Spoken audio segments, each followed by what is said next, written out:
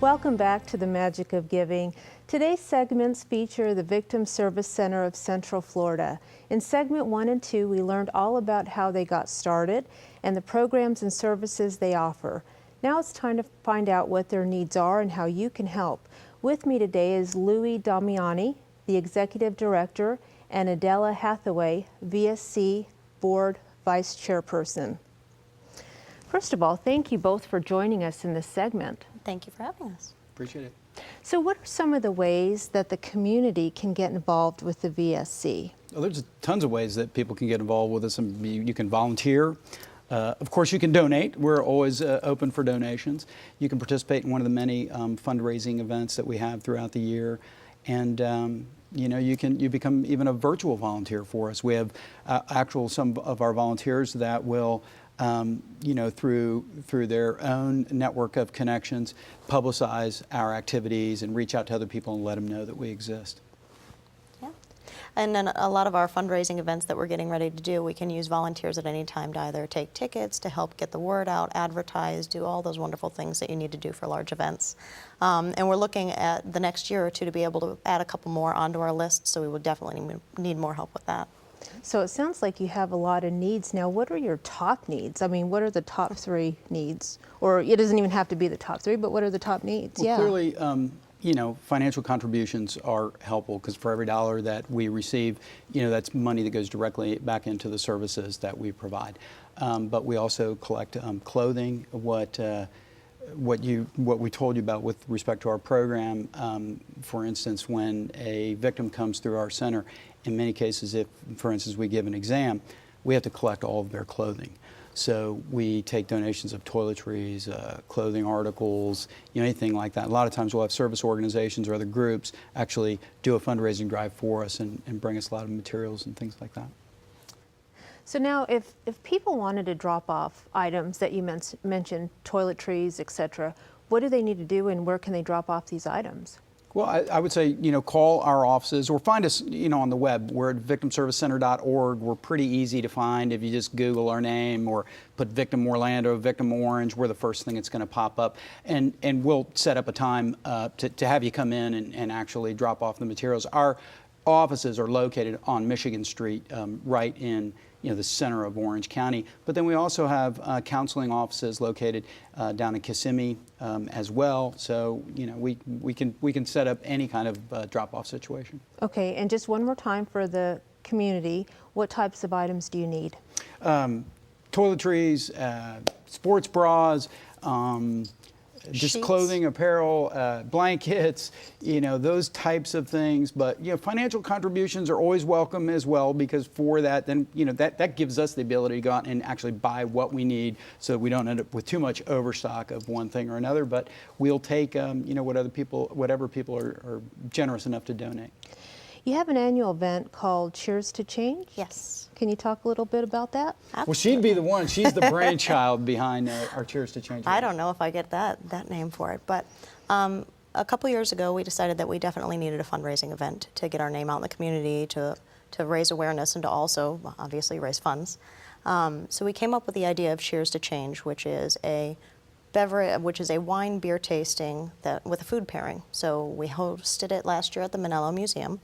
And we had about 300 attendees, I want to say. Mm-hmm. We had a bunch of sponsors. It was wonderful. So we're doing it again this year, April 17th at Manello. Mark your calendar. And we're going to actually try to get an extra 100 people in there. It was cozy. It's a real small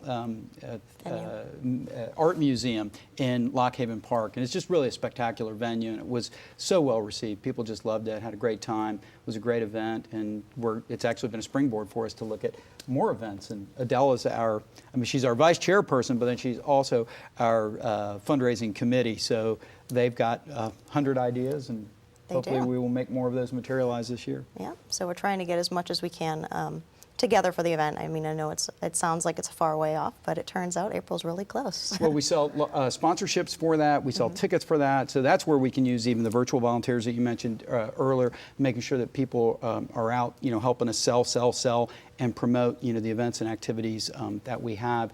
And it'll be coming sooner rather than later. In fact, we already have our sponsorship package available.